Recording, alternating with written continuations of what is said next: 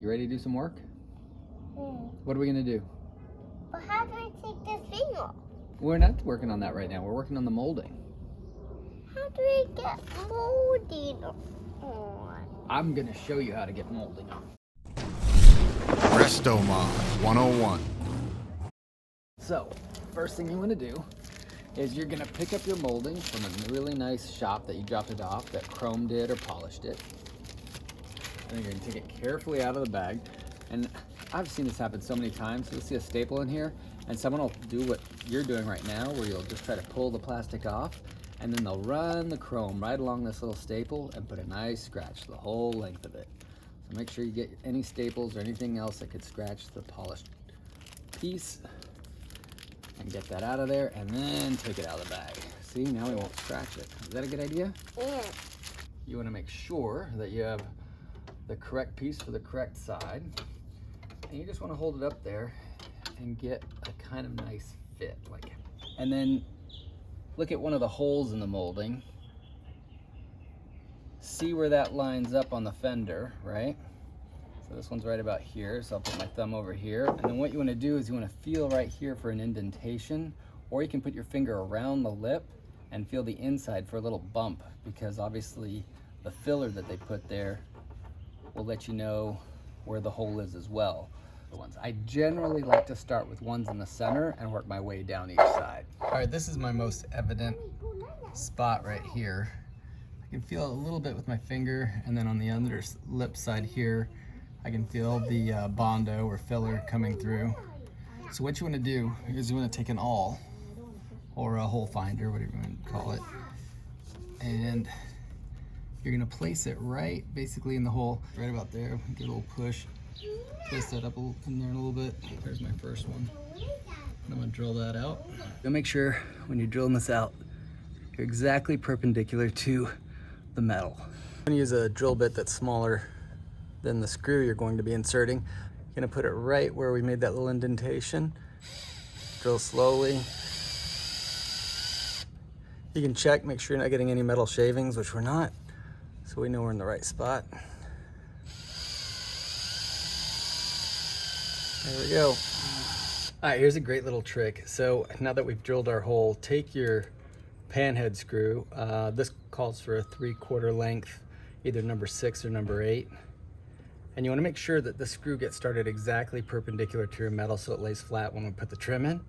Don't have the trim in the way, it just makes it too cumbersome. Get the screw started and just give it a couple turns to make some threads into the hole you just made. That's more than enough. Then we're going to back that out.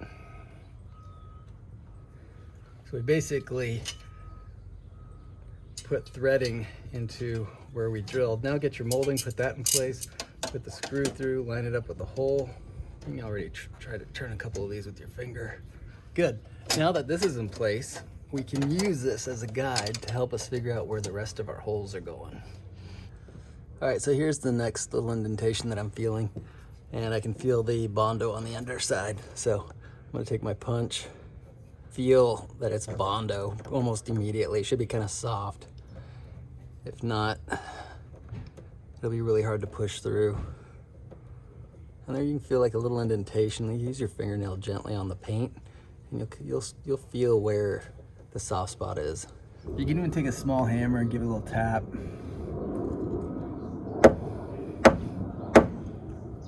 Yep, and it's just coming right through. And look, here's the Bondo on the other side popping out. I don't know if you can see that on camera. Yep, I feel all these little crunchies coming out, falling right in my eye. Awesome. So, awesome. Found the next hole. It's good to find the hole. All right, I'm gonna finish these other 6 up, and then I'll show you the next step. Also, a nice little trick.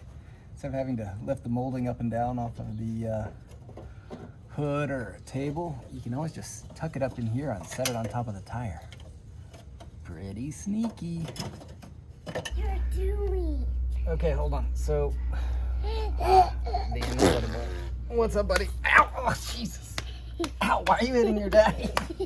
Daddy's working. What are you doing? Yeah, you. You're being bad. What is this for? That's called a punch or an awl. This is to help us find the holes where we're putting this molding. See these little holes right here? That's what I'm teaching people how to do right now. Why are you beating up on your daddy? Because you're silly. Talky talk. I'm a silly talkie pock? All right, well, hey, let's... Sit on this motorcycle. No, you cannot sit on the motorcycle. Yeah. All right, Ryder. No. Hey, oh! Yes. You are a real stinker.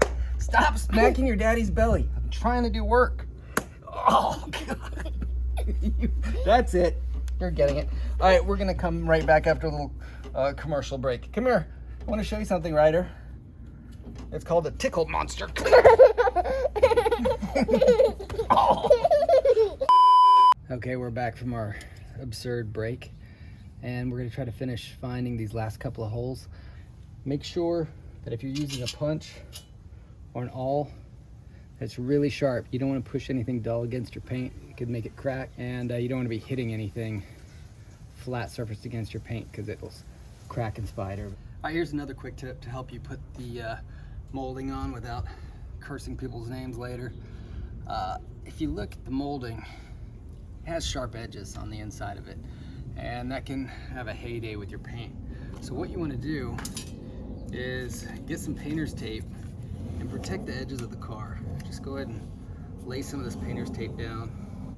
It's a little extra safety precaution, little tip to help you put these on without damaging anything. You don't want to use the screw to pull the trim piece in. As you can see, this trim piece is resting on the screw right here. You see I've protected the paint with my blue painter's tape here.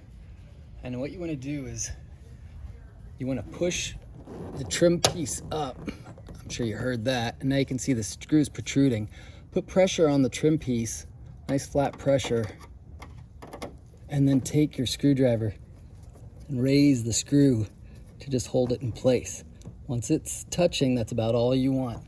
You push it in any further, screw that in any tighter, it's going to put a nice ding or dimple into your trim piece, which obviously doesn't look so great. All right, on to the next one. Now, as you work your way down, you can start to slowly peel it away and go ahead and work on your next spot. That way, by the time you're all the way at the end, you don't need to take the whole thing back off just to get the painter's tape off. And here is the last screw for this piece of molding. There we go, turned out nice. All the screws are sitting flush. I don't have any dents in it. Sits well. I got to do 3 more of these, so that just shows you how much work goes into restoring a classic car. Anyway, if you learned something, if you liked what you saw, please smash that subscribe button, hit the like button. We need, I think our goal is 5,000 subscribers. We need all the help we can get. So thank you so much, and we'll see you on the next Restomod 101. Hey, if you learned something or enjoyed the episode, hit the like button. And don't forget to subscribe. That way you'll know when our next episodes are going online.